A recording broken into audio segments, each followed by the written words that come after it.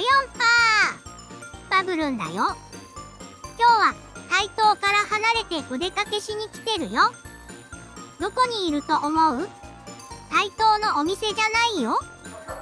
正解はセガサミーグループ。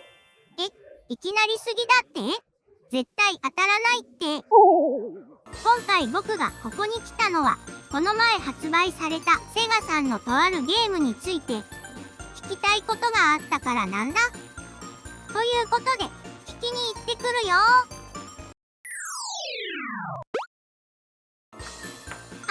ソニックだ。はじめまして。僕、バブルン。聞きたいことがあるんだけど、この前発売されたロストジャッジメント、裁かれざる記憶が、ストーリーもアクションもすっごく面白くて、その上ゲームの中でセガマスターシステムまで遊べちゃうって聞いたんだけど、遊べるソフトについて。多分。ソニックに言ってもわからないと思うよ、多分。あれ？富山さん、なんでここに？バブルが心配でついてきたんだよ。セガマスターシステム周りの話だ。てか、奥田さんが詳しいかもしれないよ。あれ富山さん、なんか僕の話してました？すいません、突然。バブルンがなんか、奥田さんに聞きたいことがあるみたいで、バブルン、その人が、セガの古いゲームに詳しい、奥田さんだよ。はい、セガの古いゲームと対等のゲームが大好きな福成です。はじめまして、奥成さん。奥成さんに質問なんだけど、なんでロストジャッジメントではダライアス2は遊べるのに、僕のファイナルバブルボブルは遊べないの？そういうことか。ちょっと、ここではなんで、ちょっと別のところに移動してお話聞きますね。じゃあ、向こうへ。はい、どうぞ。ゆっくりお話できる場所。ということで、セガサミーグループの社員食堂の中のバースペースに連れてきてもらったよ。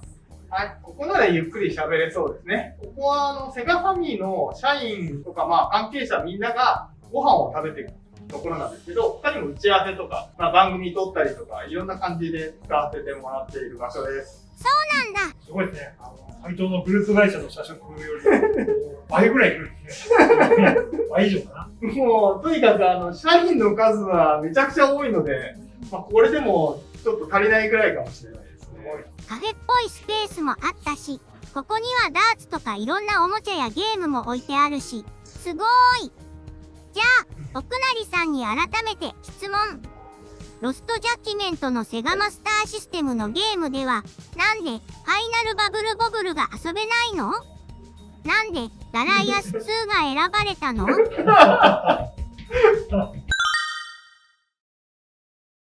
もうこれが最初に答えをっていうか言ってしまうと、ロストジャッジメントを作ったディレクターの伊藤というものがいるんですが、彼の独断で決めたんで、すいません、僕の意見は入ってないんですよ。僕はね、もう発売日にファイナルバブルボブルを買ったんで、もう絶対こっちもいいなと思うんですけど、そのね、伊藤というのが、とにかくですね、もう8ビットと Z80 が大好きなプログラマーで、プログラマー兼ディレクターなんですけど、今回のそのマスターシステムを入れようという志望者なんですね。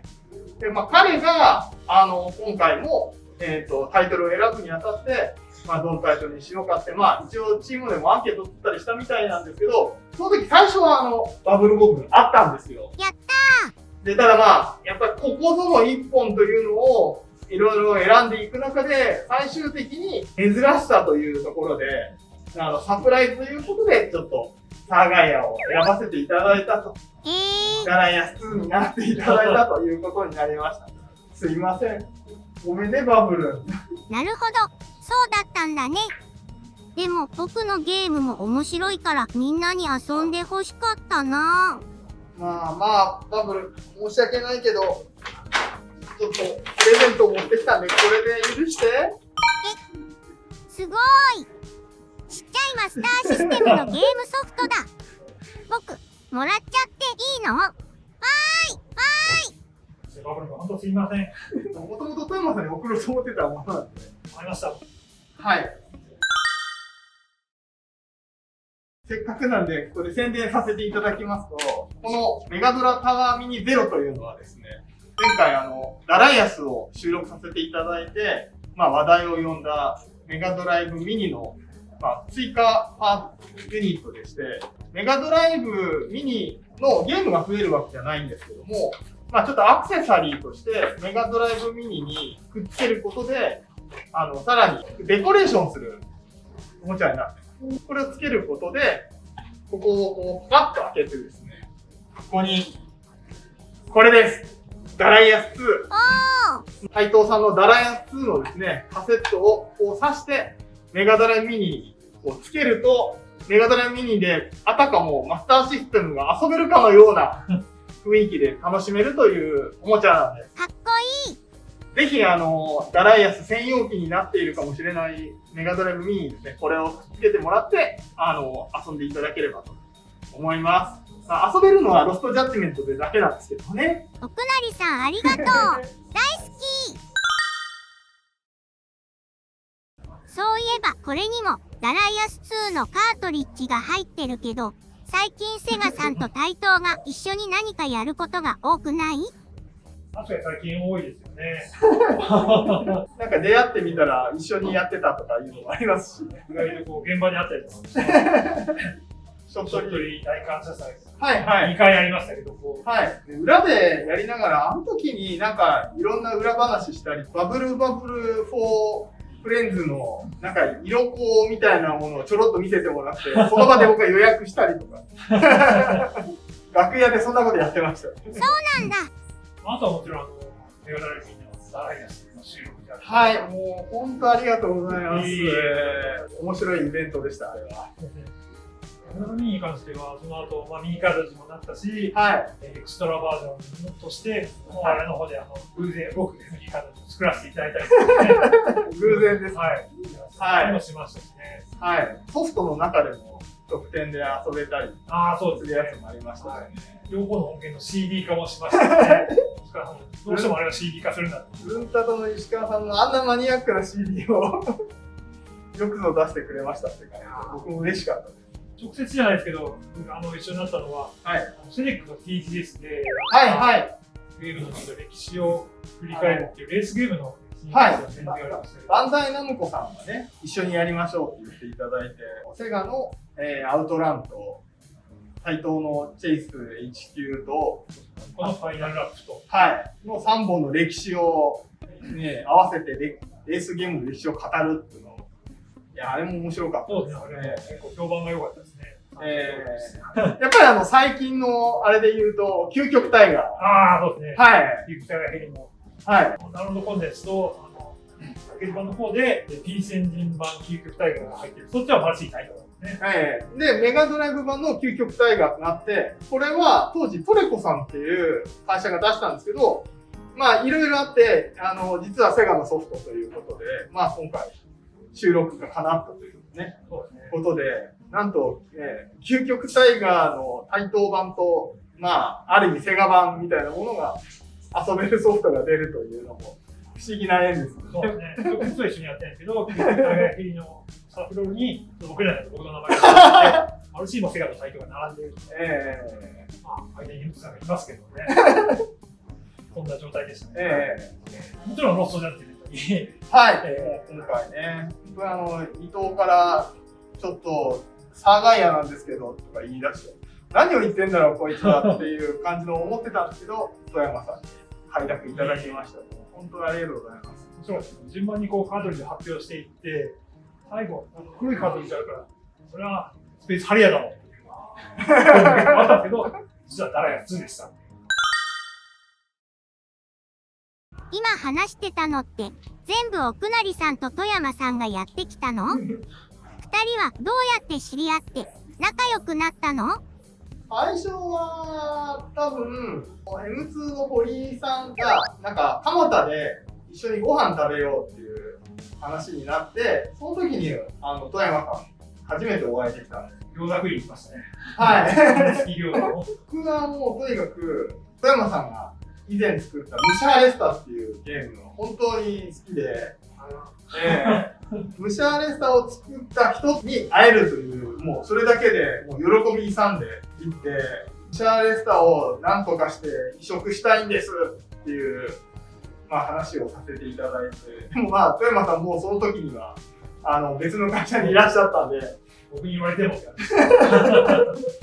僕はその時に、絶対に移植するんですって言って、その後、任天堂さんの Wii でムシャーレスタを移植できたんですよね。そうですね、出ましたね。Wii のサービス終わった後も、メガドライブミニでムシャーレスタを収録して、今度、任天堂スイッチオンラインにもムシャーレスタが配信されるというですね。僕が初めて富山さんに会った時は、知る人ぞ知るマニアックなソフトだったんですけど、これで、ムシャーレスタが誰とも遊べるようになっている環境っていうのは、僕としては嬉しい限りでしたね。何回も一緒に。その後も、いろいろとあるごとに話を僕から持ちかけたりしてることが多いかなっていう。その前に店長でやってたソフトを M2 さんが移植したいんだって話があって、はいはい。確かに Wii の頃だったと思いますけど、はいはい。それを世に出す方法がなかったんですね。それをですね、なんとかセガさんで売ってもらえないかなと思って、はい。堀井さんとセガさんに行って、ちょっとお願いしたことがあったんです。あれね、ここだけの話ですけど、千葉の外れにある M2 の本社、昔マンションの一室だったり一軒家だったりした時にですね、僕が当時の上司の、今会長やってる里見春樹をですね、M2 さんまで連れて行きまして、で、いろいろ話した後でですね、里見に、すみません、ちょっとこれも遊んでもらえませんかって言って、某バトルムニャララっていうゲームを Wii で、遊ばせてですね、どうですかね、これ、セガで売ってみたらどうですかねみたいな話をしたこともありました。その時は残念ながら世に出なかったですけど、別の形で世に出たんで、後日。よかった、よかった。これもう、M2 さんが自分で売るしかないよ、みたいなね、話をして、実際彼が実現させたので、素晴らしいですね。ショットトリ、ショットトリガーズシーンが始まって、これも移植されて今に至って、9回が出ますからね。M2 さんにもこれ見てるんだったら、もっとね、タイトーとかセガのショットリっていうのを考えてくれるといいんじゃないかって気がしますけどね。